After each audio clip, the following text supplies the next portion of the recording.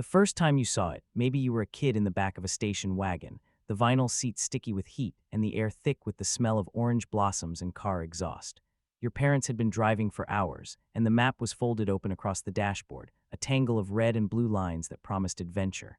Then, somewhere south of Daytona, the road opened up. The 2 lanes became 4, then 6. The scrub and pine gave way to billboards so tall they seemed to touch the clouds. Every one of them shouted the same thing: fun, magic, escape. And at the end of that concrete river, where the asphalt shimmered like a mirage in the Florida sun, there it was, not just a city but a kingdom, a place that had been built from swamp and cattle pasture into a tourist empire the world had never seen. This is the story of how one highway turned Orlando from a sleepy citrus town into the most visited destination on the planet. That highway is Interstate 4, a ribbon of pavement that runs for 132 miles from Tampa to Daytona Beach. But it is so much more than a road. It is the spine of a dream, the gateway to a fantasy, and the single most important piece of infrastructure in the history of Florida tourism. Without Interstate 4, there is no Walt Disney World. There is no Universal, no SeaWorld, no endless stretch of hotels and restaurants and timeshare condos that now line International Drive. Without this highway, Orlando is still a place where people go to see the citrus groves and maybe watch a high school football game. The highway changed everything, and the story of how it happened is stranger and more accidental than any theme park ride. To understand the power of Interstate 4, you have to go back to a time before the highway existed. In the early 1950s, Orlando was a small city of about 50,000 people. Its main industries were agriculture, specifically citrus, and the military. The city was home to a large naval training center and several Air Force bases, but it had little to offer a tourist. The big attractions in Florida were south. Miami Beach was the glitzy vacation spot of choice, with its Art Deco hotels and Latin flair. St. Augustine drew history buffs. Tampa had the beaches and Busch Gardens, a beer-themed amusement park that had opened in 1915. Orlando had Lake Eola and a lot of orange trees. People driving from the north to the south would pass right through central Florida on U.S. Route 17 and U.S. Route 441, 2-lane roads that wound through small towns and groves. It was a slow, scenic drive, but not a destination. Then came the interstate highway system. President Dwight D. Eisenhower championed the system, inspired by the autobahns he had seen in Germany during World War II. The Federal Aid Highway Act of 1956 authorized the construction of 41,000 miles of interstate highways, linking the entire country. Florida was slated to get several new routes, and one of them was Interstate 4. The plan was to connect the Gulf Coast at Tampa to the Atlantic coast at Daytona Beach, passing through Orlando along the way. At the time, this seemed like a minor project. Tampa and Daytona were both smaller than Miami or Jacksonville, and Orlando was barely a dot on the map, but the highway would change that. Construction on Interstate 4 began in the late 1950s and proceeded in segments over the next decade. It was a massive undertaking. The Florida terrain was flat and swampy, and engineers had to deal with unstable soils, frequent flooding, and a labyrinth of canals and drainage ditches. The sections near Lakeland and Winter Haven were some of the first to open, around 1960. For the first time, you could drive from Tampa to central Polk County without stopping at every intersection. In 1962, a key section through the city of Orlando was completed, bypassing downtown and allowing travelers to speed past on a 4-lane divided highway. This was a revelation. Suddenly, Orlando was connected to the rest of the state in a way it never had been before. The highway brought people, and people brought money. But the real turning point came in 1964, when a man named Roy O. Disney announced plans to build a second theme park in Florida. Walt Disney himself had been scouting locations for years. He had grown tired of the limitations of Disneyland in Anaheim, California, where the park was hemmed in by hotels and motels that he did not control. He wanted to build a much larger resort, one that would include not just a theme park but hotels, campgrounds, and even a planned city. He called it the Florida Project. Disney looked at several possible sites. He considered the Gulf Coast, the Atlantic Coast, and even the swamps near Ocala. But he settled on a huge tract of land just southwest of Orlando, right in the path of the new Interstate 4. The decision was not an accident. Disney saw the highway as the lifeline of the future. He knew that if he built a massive attraction in the middle of nowhere, people still had to be able to get there. Interstate 4 was the key.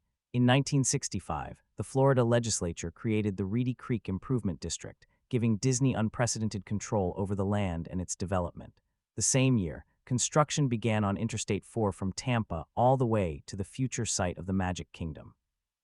The highway was still not complete, but the most critical segment, the 12 miles between Orlando and what would become the entrance to Walt Disney World, was finished by 1970. In October 1971, when the Magic Kingdom opened its gates for the first time, the highway was there. Cars lined up for miles on Interstate 4, bumper to bumper, inching toward the new wonderland. Local residents had never seen anything like it. The road that had once been a quiet connector was suddenly a roaring conveyor belt of tourists. The highway transformed Orlando overnight. In the 5 years after Disney opened, the population of the metropolitan area doubled. Hotels sprouted like weeds along the Interstate 4 corridor. The first was the Howard Johnson Motor Lodge, which opened in 1972 just off the highway, offering clean rooms and a swimming pool for tired families. Soon came the Holiday Inn, the Ramada, the Quality Inn, and 100 others. Most of them were not in downtown Orlando, but along the long, straight stretch of I-4 between the city and the theme parks. This became known as the tourist corridor. It was a place where you could get a room for $40 a night and wake up to the sight of billboards promising unlimited fun. The highway had created a new kind of geography, one where the road itself was the main street of a city that did not exist before. But Interstate 4 did more than just bring people. It also defined how they experienced Orlando. The highway became a barrier and a connector. To the north, along the part of I-4 that runs through downtown, you had the old city, the bank buildings, the courthouses, the neighborhoods where real people lived and worked. To the south, past the interchange with the Florida Turnpike, you had the new city, the city of fantasy, the city built entirely for visitors. The highway marked the boundary between two worlds, and every day thousands of cars crossed that boundary, filled with families on vacation, with convention goers, with people escaping their daily lives for a few days of pure, manufactured joy. The highway also shaped the physical layout of the tourist district. Because Interstate 4 was a limited-access freeway, the places that prospered were the ones that had easy on and off ramps. That meant that the real estate closest to the interchanges became the most valuable. International Drive, which runs parallel to I-4 for about 11 miles, developed as a direct result of the highway. What was once a dirt road through pine trees became a strip of souvenir shops, dinner theaters, and miniature golf courses. The intersection of I-4 and the Beachline Expressway, which leads to Cape Canaveral and the Kennedy Space Center, became another hub of development. And the area around the intersection of I-4 and US 192 in Kissimmee became a dense cluster of budget motels and tourist traps, all serving the families who could not afford the Disney hotels. But the highway was not just a physical structure. It was a psychological one. For millions of visitors, Interstate 4 was the first thing they saw when they arrived in Orlando. They drove in from the north, from Jacksonville or Georgia, and the transition was immediate. The pine forests and cow pastures gave way to pink and purple neon. The electronic signs flashed messages about character breakfasts, $5 parking, and tickets to the stars. The highway itself seemed to hum with excitement. It was loud, it was chaotic, and it was exhilarating. For a kid in the back of that station wagon, the highway was the promise that the real adventure was about to start. And the numbers are staggering. Today, approximately 160,000 cars travel on Interstate 4 every day in the Orlando area. At peak times, that number can exceed 200,000.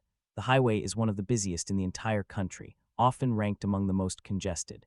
It has earned a notorious reputation for gridlock, accidents, and road rage. But that congestion is also a measure of success. Every car stuck in traffic represents a visitor spending money. Every minute of delay is a minute of economic activity. The highway is a sign that the tourist empire is still growing, still demanding more. In the early days, though, the highway was a simpler place. There were no toll lanes, no variable speed limits, no overhead signs warning of crashes ahead. It was just a concrete ribbon cutting through the swamp. But even then, the highway was a character in the story of Orlando. It was the spine that held everything together. Without it, there would be no way to move the millions of people who came every year. The theme parks might have survived, but they would have been isolated islands, reachable only by long, winding roads. The idea of a coherent tourist district, where you could stay at a hotel on one side of the road and walk to a restaurant on the other, would have been impossible. Consider the geography for a moment. Walt Disney World sits on about 40 square miles in Orange and Osceola counties. Universal Orlando Resort is about 15 miles to the northeast, near the junction of I-4 and the Florida Turnpike. SeaWorld is another few miles south, right alongside I-4 itself. All of these parks are connected by the highway. You can drive from the Magic Kingdom to Universal Studios in about 20 minutes if traffic is light. You can go from SeaWorld to Disney Springs in 15. The highway makes it possible to visit multiple parks in a single vacation, to hop from one fantasy to another. That is the foundation of Orlando's appeal. It is not just one giant attraction. It is a collection of them, all strung along the same road. And the highway has also shaped the local culture. Generations of Orlando residents have grown up with Interstate 4 as a constant presence. They complain about the traffic, but they also know that the traffic means jobs. The tourist industry employs more than 300,000 people in the region. Many of them commute on I-4 every day, driving from their homes in the suburbs to the hotels and parks along the corridor. The highway has created a rhythm of life in Central Florida. You wake up early to beat the rush. You sit in your car for an hour, inching along. You come home late, tired, your eyes heavy from the glare of headlights. The highway is the pulse of the city. Of course, the highway did not create the tourist empire on its own. There were other forces at work. The climate, the availability of land, the decisions of corporate executives, the investment of billions of dollars. But the highway was the conduit. It was the electric current that carried the people to the attractions. Without it, the magic would have stayed hidden in the swamps, accessible only to the adventurous few. So when you think about Orlando, do not just picture Cinderella Castle or the Hogwarts Express. Picture Interstate 4. Picture the concrete, the asphalt, the exit signs, the toll booths, the endless stream of headlights at midnight. That is the real heart of the tourist empire. That is the road that turned a quiet town into a global phenomenon. And it is a road that is still being built, still being widened, still being fought over by planners and politicians and angry drivers. But for the millions who come each year, it is the road to wonder. The story of Interstate 4 is the story of how a simple piece of infrastructure can shape an entire region, an entire economy, an entire way of life. It is a story about ambition and accident, about a man with a mouse and a highway engineer with a surveyor's level. It is a story about the power of a road to transform not just the landscape but the imagination. And in the beginning, long before the first ticket was sold or the first ride was built, it was just a line on a map. A line that connected nowhere to nothing. A line that would become the most important line in the history of Florida. Think of the men who built that line. They were not visionaries in the way Walt Disney was a visionary. They were engineers, surveyors, concrete pourers, men who worked with their hands and their slide rules. They saw a stretch of swamp and scrub and they figured out how to pound a road through it. They drained the low places, they cut down the pines, they filled in the muck with crushed limestone and sand. They worked in the heat of the Florida summer, when the air was thick enough to drink and the mosquitoes were the size of your thumb. They did not know they were building the backbone of a tourist empire. They thought they were building a highway, but when you drive that stretch of I-4 today, past the billboards for water parks and the glowing signs for alligator wrestling shows, you're driving on the work of those men. Their sweat is in the concrete. Their labor is the foundation of every family photo taken in front of a castle. The highway did not just bring tourists, it brought workers. Before I-4, the people who ran the hotels and cooked the burgers and cleaned the bathrooms had to live close to the parks. There was no way to commute from 50 miles away, but the highway changed that. It made it possible for a housekeeper to live in a quiet suburb like Clermont or Davenport and drive to work at a resort near Animal Kingdom. It made it possible for a ride operator to live in a mobile home park on the outskirts of Kissimmee and still punch in at Universal by 9. The highway created a vast labor shed that stretched from Lakeland to Deltona, from Tampa to Daytona Beach. Suddenly, the tourist industry could draw on a workforce that spread across half the state. And those workers, in turn, built their own lives along the highway. They bought houses near the exits, they shopped at the strip malls that sprouted at every interchange, they sent their kids to schools that had to be built because the highway made the region grow. The growth was not always pretty. The highway corridor became a place of stark contrasts. On one side of I-4, you had the pristine, manicured grounds of Disney's Grand Floridian Resort, where a single night could cost as much as a month's rent. On the other side, you had the faded motels with flickering neon signs and parking lots full of minivans with out-of-state plates. The highway was a dividing line between luxury and budget, between the magical and the mundane. The families who stayed in those budget motels ate breakfast at McDonald's, drove to the parks in a rented compact car, and counted every dollar. But they were still part of the empire. Their money was still green, and the highway made sure they could reach the gates. Consider the history of US 192, the road that runs through Kissimmee and becomes a chaotic strip of souvenir shops, gator farms, and timeshare sales offices. Before I-4 came through, US 192 was a quiet two-lane road that connected a few sleepy towns. After I-4 intersected it, the road exploded. Motels rose up like weeds after a summer rain. There was the Econolodge, the Best Western, the Days Inn, the Nights Inn, the Super 8, the Motel 6. Each one tried to outdo the next with a bigger sign, a brighter pool, a cheaper price. The highway exit became a funnel. Every car that got off at that interchange was a potential customer, and the owners of those motels knew it. They stood on the highway overpasses and counted the cars. They hired people to wave signs at the traffic. They paid for billboards that promised free breakfast, free Wi-Fi, free shuttle to Disney. The highway created a whole new industry of roadside hospitality, an industry that survives today despite the rise of Airbnb and vacation rentals. But the highway also created problems. The same road that brought prosperity brought traffic jams. By the 1990s, I-4 in Orlando was already notorious for congestion. The state tried to widen it, but widening a highway through a built-up area is like trying to expand a house while the family is still living in it. Every construction project caused more delays.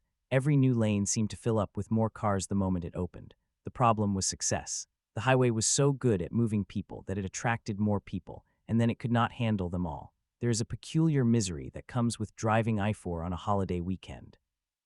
You are trapped in a sea of metal, inching forward, watching the sun bake the asphalt. You see the same billboards over and over. You watch the same cars. You smell the exhaust. You wonder if you will ever reach your destination. But then, in a moment of clarity, you realize that you are not stuck in traffic. You are traffic. You are part of the Great Migration. The highway is not a failure. It is working exactly as designed. It is carrying you toward a moment of joy, a moment of escape. The delay is the price of admission. The locals have a different relationship with the highway. They call it the I-4 parking lot. They tell stories about the time they spent 4 hours driving from downtown to Disney Springs. They curse the snowbirds from New York who drive 30 miles an hour in the left lane. They curse the tourists who slam on their brakes when they see a sign for Universal. But they also know that without I-4, their jobs would evaporate. Their houses would lose value. Their city would shrivel. So they endure. They learn the shortcuts, the back roads, the secret ways. They know that if you take Sand Lake Road instead of I-4, you can save 10 minutes. They know that if you leave before 6 in the morning, you can make it to the airport in half an hour. The highway has taught them patience, or at least resignation. The highway has also taught them geography. In Orlando, people do not give directions by street names. They give directions by highway exits. You meet someone and they say, "I live off exit 74, or my office is near exit 84. The highway is the coordinate system of the region. It is the mental map that everyone shares. When you say you are going to the tourist corridor, everyone knows you mean the stretch of I-4 between the Turnpike and Disney. When you say you are going downtown, everyone knows you mean the exits numbered in the 40s and 50s. The highway has become the language of the city, and the highway has become a stage. The billboards along I-4 are a constant performance. They change with the seasons. In the summer, they advertise water parks and air conditioning. In the winter, they advertise Christmas events and hotel deals. They showcase the latest attractions, the newest rides, the most extravagant shows. They compete for attention with flashing lights and moving parts. They are a kind of theater for the windshield. On a Friday night, the highway itself can feel like a carnival, with the glow of the billboards reflected in the rain on the pavement and the headlights creating a river of light. But there is a darker side to the highway, too. The same road that carries families to vacation also carries away the dreams of those who cannot afford the fantasy. The workers who serve the tourists often live in the shadow of the highway, in the old motels that have been converted into low-rent apartments, in the trailer parks that are hidden behind the strip malls. They drive the highway every day to scrub the toilets of the rich, and then they drive back to their cramped rooms. The highway is a reminder of the gap between the magic and the mundane.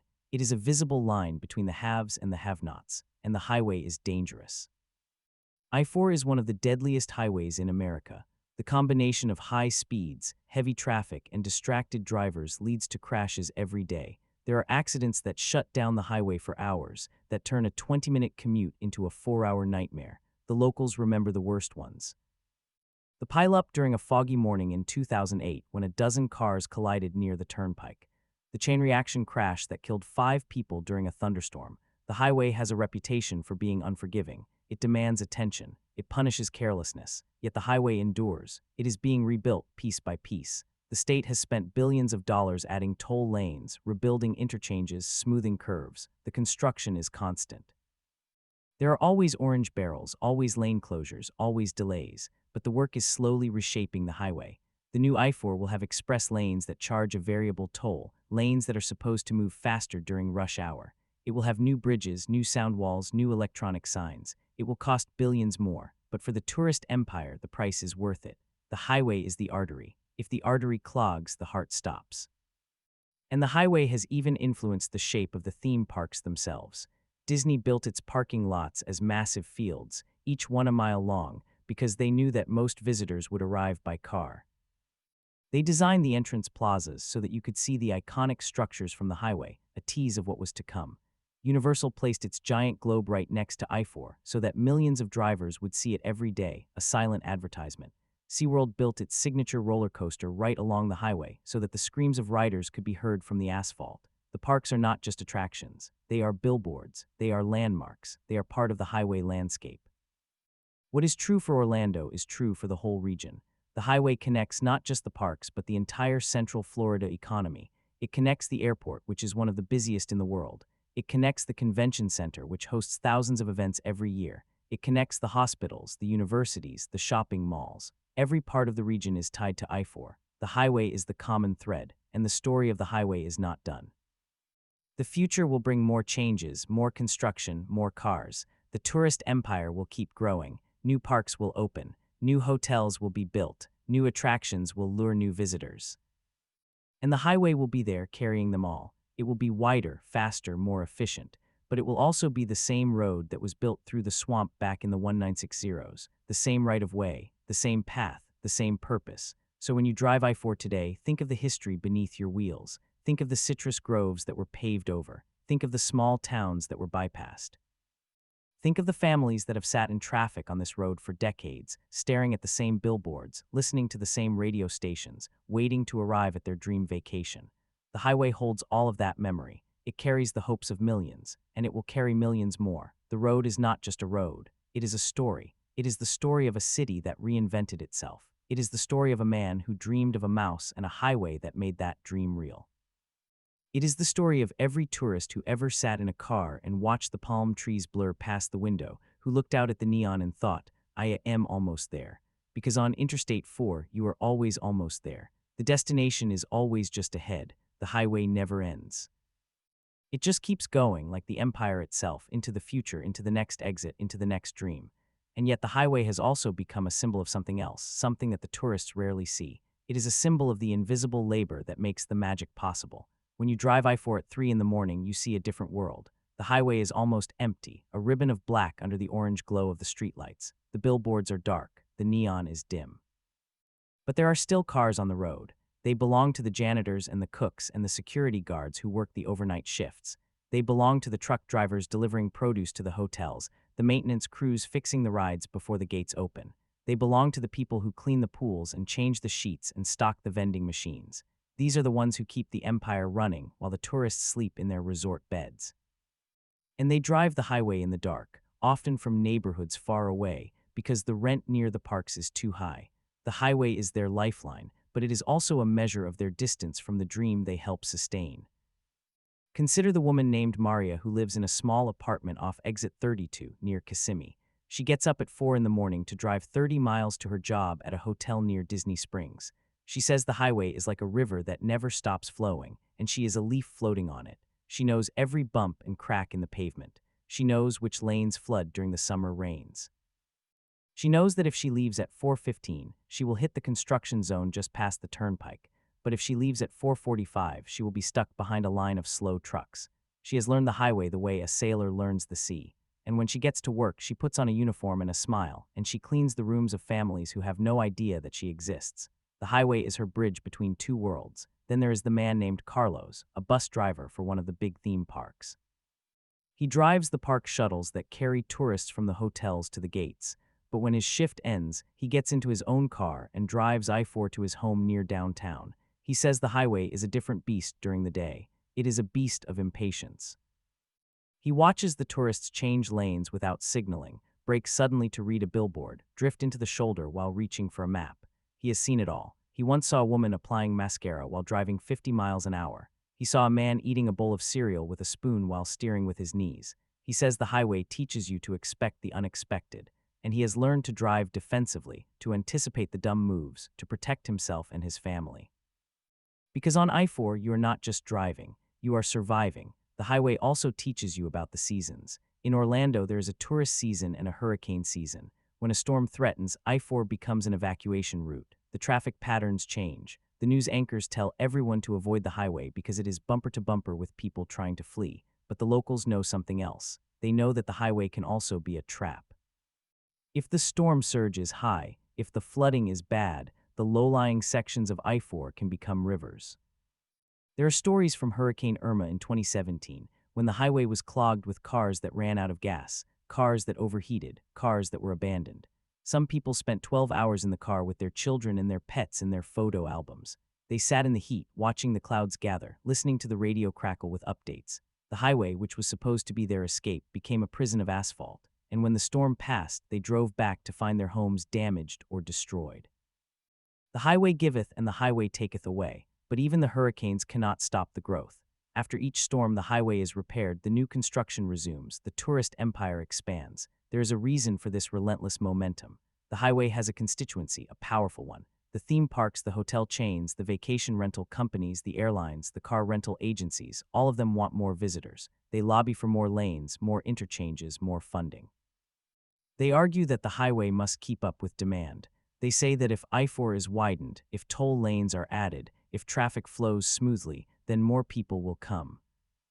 And more people means more money. It is a simple equation. The highway is a tool for growth, and growth is the only goal. There is a place off I-4 that represents this growth like no other. It is a stretch of road near exit 75, just past the turnpike. Here, the highway cuts through a corridor of hotels and restaurants and souvenir shops. There is a giant Ferris wheel under construction, a new roller coaster being built, a water park expansion. The billboards are dense, almost overlapping. There are signs for timeshare presentations and dinner shows and themed miniature golf. There is a place where you can swim with dolphins, a place where you can eat dinner with knights, a place where you can shoot zombie targets. It is a strip of pure commercial intensity, a carnival of consumption. And the highway is the main drag, the stage for this spectacle. You do not just drive through it, you experience it. You are immersed in a landscape of desire. But the highway also reveals the fragility of the empire. When the economy falters, when a recession hits, the highway feels it first. The billboards stay empty for months. The hotels drop their rates. The parking lots are half full. The traffic decreases and the highway seems almost melancholy. There are fewer rental cars, fewer minivans with out-of-state plates. The locals notice. They say the highway feels empty, like a mall after closing time, and they worry. They know that their city is only as strong as the next wave of tourists. If the wave stops, the city falters. The highway is a barometer of the economy. It measures the health of the dream, and the dream changes with time. The new attractions are not just about rides. They are about immersion, about storytelling. The parks are building entire worlds from Harry Potter to Avatar, and the highway has to adapt. The exits are redesigned to handle more traffic. The signs are updated to reflect the new lands. The billboards now feature CGI characters that seem to leap off the board. The highway is no longer just a road. It is a preview of the fantasy. It teases what awaits.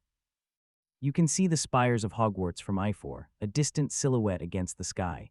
You can see the new Star Wars hotel, shaped like a starship, rising from the plains. The highway is the first act of the show. It sets the stage. It also sets the stage for the people who work the show. The performers, the costumed characters, the dancers, the singers, they all use the highway to get to work. There is a story about a man who played Mickey Mouse for 20 years. He drove from his home near Orlando International Airport every day. He said the highway was his transformation zone. He would start the drive as himself, a tired husband and father. But as he approached the exit for the Magic Kingdom, he would begin to feel the character take over. He would straighten his posture, smile a little more, hum the theme song. By the time he pulled into the cast parking lot, he was Mickey. The highway was his bridge between the real and the imaginary, and when he drove home at night, the reverse happened. He would pass through the same exits, the same billboards, and slowly shed the costume of the mouse. By the time he reached his driveway, he was himself again. The highway is a place of transitions. These transitions are not always easy. The highway can be a place of confrontation. There are road rage incidents on I-4 that have made the news. There are fights that have spilled out of cars. There are people who have been followed, who have been threatened, who have been run off the road. The highway brings out the worst in some people, the impatience, the anger, the frustration. But it also brings out the best. There are stories of strangers helping strangers. A man whose car broke down in the middle lane was pushed to the shoulder by a dozen drivers who saw him stranded. A woman who was having a panic attack was calmed by a nurse who pulled over to check on her. A family who ran out of gas was given a ride to the nearest station by a couple who saw their distress.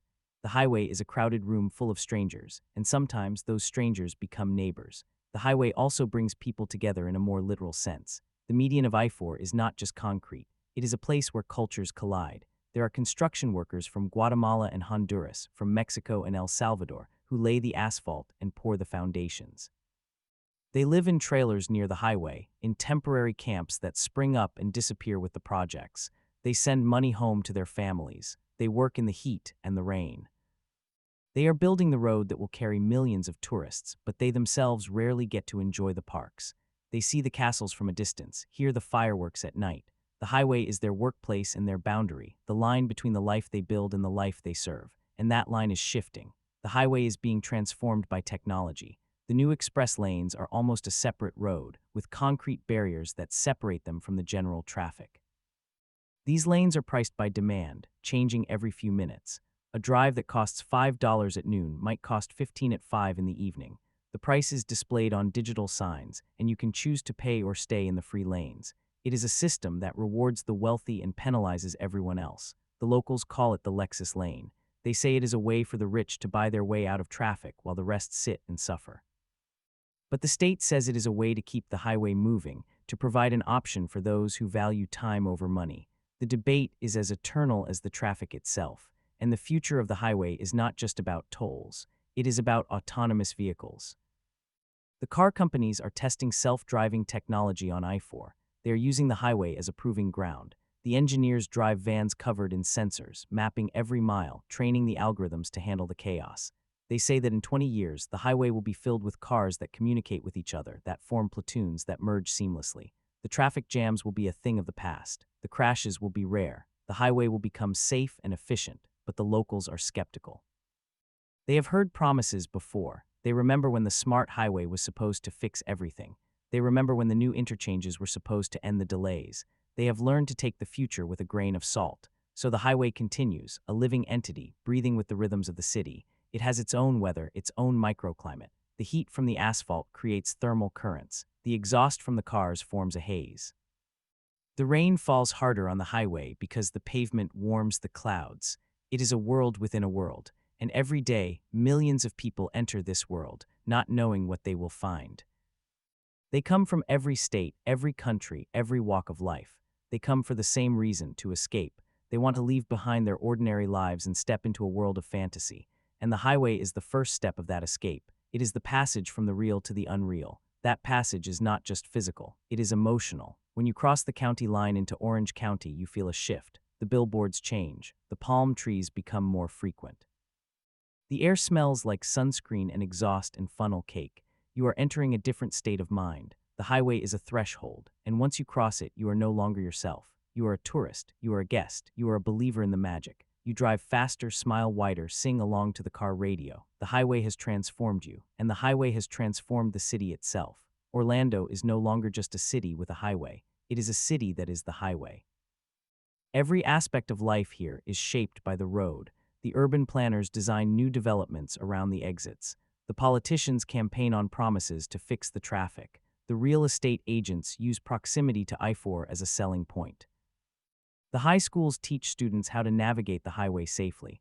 The churches schedule services around the traffic patterns. The highway is the pulse of the city, but the pulse is not always steady.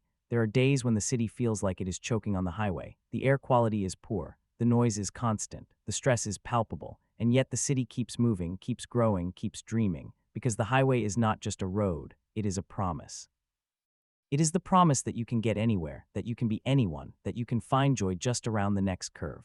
That promise is what keeps the empire alive. And so the story of I-4 is the story of America. It is the story of how a road can define a place, how it can create an economy, how it can shape a culture.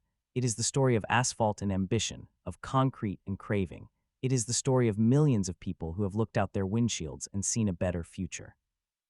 That future is not always real. The traffic is real. The delays are real. The frustration is real. But so is the hope. So is the belief that the next exit will be the one that changes everything.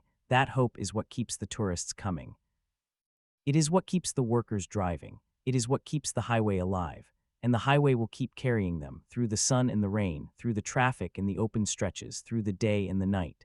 It will carry them past the giant globe and the castle spires and the neon signs. It will carry them to the gates of the parks, to the entrance of the hotels, to the parking lots that stretch to the horizon. And when they finally park and step out of the car, they will feel the ground beneath their feet, solid and real. But for a moment, they will still feel the highway in their bones, the vibration of the road, the rhythm of the tires. The highway stays with you even after you leave. It becomes part of the memory of the trip, part of the story you tell when you get home. You do not just remember the rides and the characters and the food. You remember the drive, you remember the highway, and the highway remembers you too. In a way, the asphalt retains the memory of every tire that has pressed against it. The grooves worn by decades of traffic are like the rings of a tree, recording the passage of time. The most worn lanes are the ones closest to the exits for Disney World and Universal, where the weight of millions of tourists has left its mark. The road is not just a surface, it is a palimpsest, a document written and rewritten by every trip, every detour, every accident, every road closure. Consider the families who have made this trip year after year. They have their rituals. The stop at the same gas station just before the Florida Turnpike merges into I-4, where the kids get a bag of beef jerky and a soda. The game of spotting the first glimpse of the Cinderella Castle as you crest the hill near exit 67. The argument over whether to take the toll road or suffer through the surface streets. These rituals are passed down from parents to children, becoming as much a part of the vacation as the rides themselves. The highway is the stage for these small dramas, the backdrop for the family photographs taken from the back seat, the videos of the kids waving at the billboards. But the highway is also the stage for more profound dramas. There are the stories of the people who came to Orlando for a vacation and never left. They fall in love with the city, or they find a job, or they simply cannot bear to go back to the snow and the cold. They become the locals who now curse the traffic they once welcomed. They are the waiters and the maids and the ride operators and the contractors. They are the ones who work the night shifts, who clean the parks after closing, who drive the trams that shuttle guests from parking lots to turnstiles. They live in apartments off I-4, in neighborhoods that were once orange groves and are now subdivisions with names like Crystal Lake and Magnolia Park. They wake up at 5 in the morning to beat the traffic, and they return home at 9 at night to find it still crawling. They are the invisible army that makes the magic happen, and the highway is their lifeline. And then there are the dreamers. The highway has always attracted dreamers. In the early days, they came with suitcases full of hope, looking for work in the new theme parks. They were the ones who built the attractions, who painted the murals, who laid the cable for the first animatronics. Today, the dreamers are different. They are the tech entrepreneurs who moved to Orlando because it is cheaper than Silicon Valley, and the highway offers access to a global audience. They are the artists and musicians who find inspiration in the strange blend of fantasy and reality that defines the city. They are the retirees who sell their homes up north and buy condos near the highway, eager to spend their golden years within sight of the fireworks. But the highway does not discriminate. It welcomes the rich and the poor, the happy and the sad, the families and the loners. It is a democratic road. On any given night, you can see a Lamborghini roaring past in the express lane, its driver invisible behind tinted windows, while a few yards away, a minivan with a dented fender and a leaking muffler chugs along in the general traffic, its driver fighting to stay awake after a double shift. The highway is the great equalizer, the place where everyone is stuck together, breathing the same exhaust, waiting for the same green light. And the light changes always. The highway is never static. It is in constant motion, a river of steel and glass that pulses with the rhythm of the city. The morning rush hour is a torrent, with thousands of cars streaming in from the suburbs to the downtown offices and the theme parks. The afternoon is a slow trickle, as tourists wander from one attraction to another. The evening is a flood, as everyone tries to get home at the same time. And late at night, the highway becomes a ghost road, empty except for the occasional delivery truck or the car of a shift worker heading home. At 2 in the morning, you can stand on a pedestrian bridge and watch the headlights streak past like falling stars, and you can almost believe that the highway is a living thing, a giant snake that never sleeps. The secrets of the highway are known only to those who drive it every day. The locals know which lanes are fastest at which hours. They know the exact spot where the traffic always bunches up, the curve that is slicker after a rain, the interchange that turns into a parking lot during a thunderstorm. They know the best exits for gas, for coffee, for a quick breakfast. They know the exits to avoid, the ones that lead to strip malls and pawn shops and faded motels. They have mapped the highway in their minds, a mental geography that is more detailed than any GPS.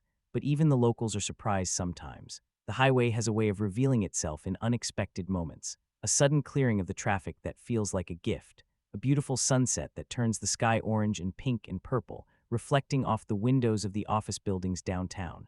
A rainbow that arcs over the road after a summer storm. These moments are fleeting, but they are the reason why some people never stop driving.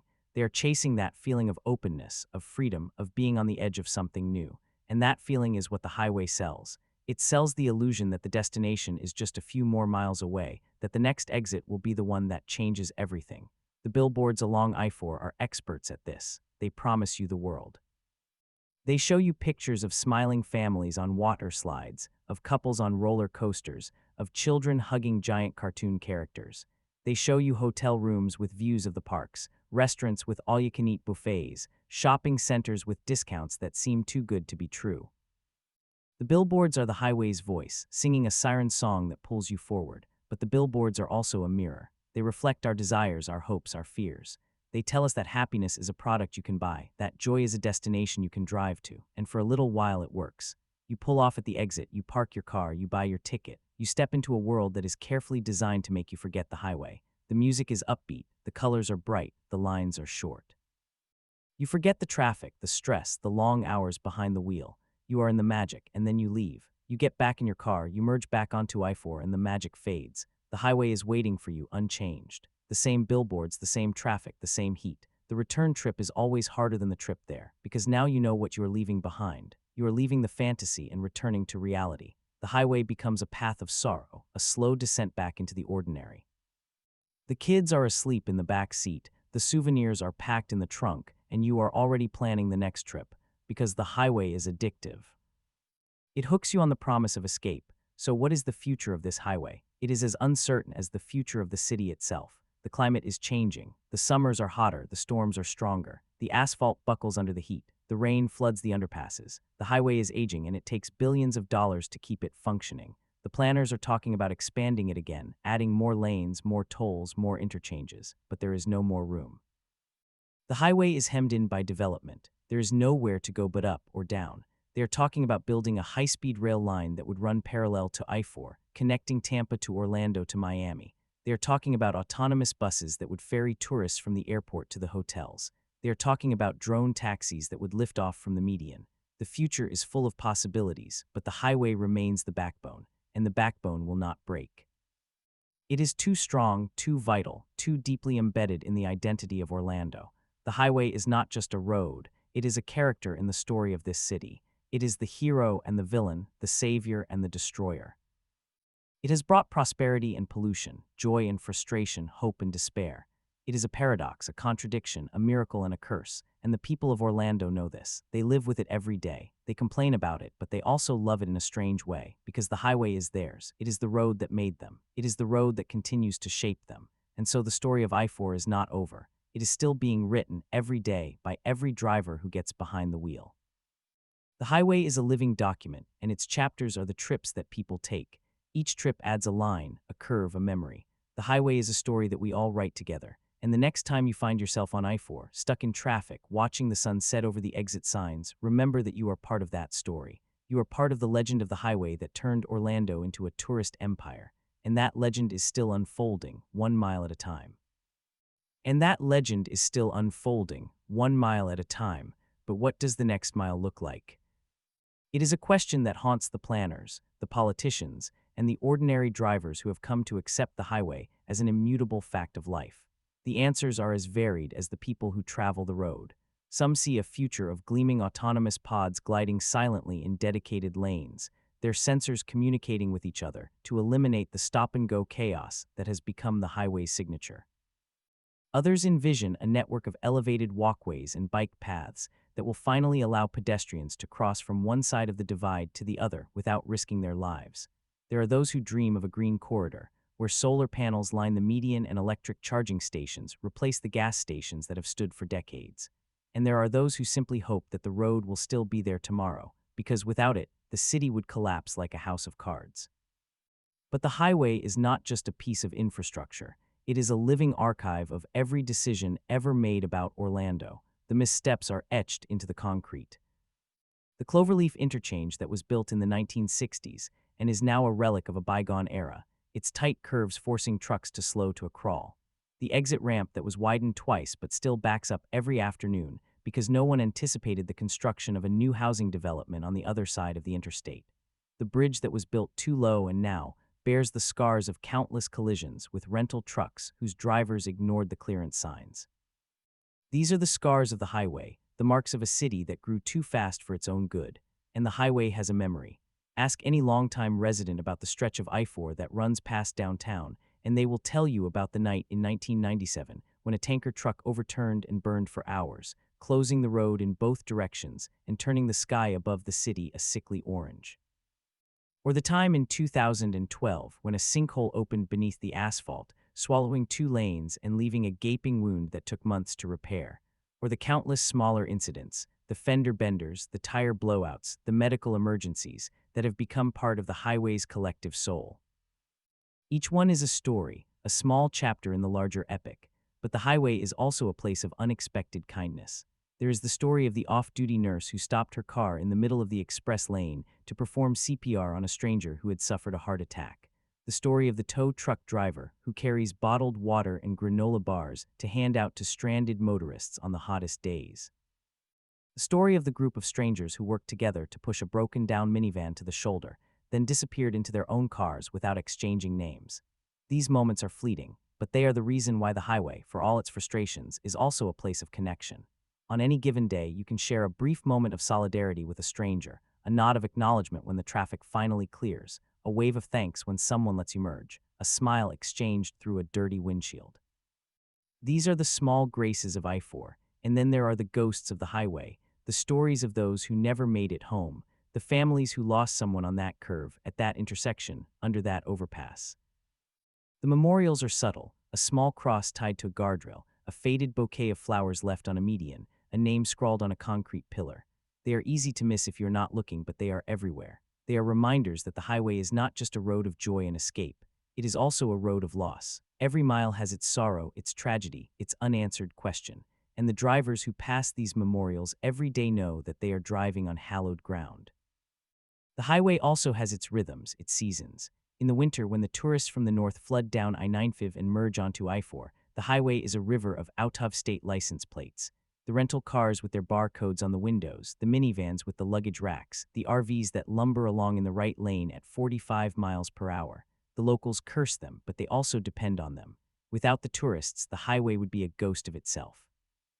In the summer, the traffic is thicker, slower, more unpredictable.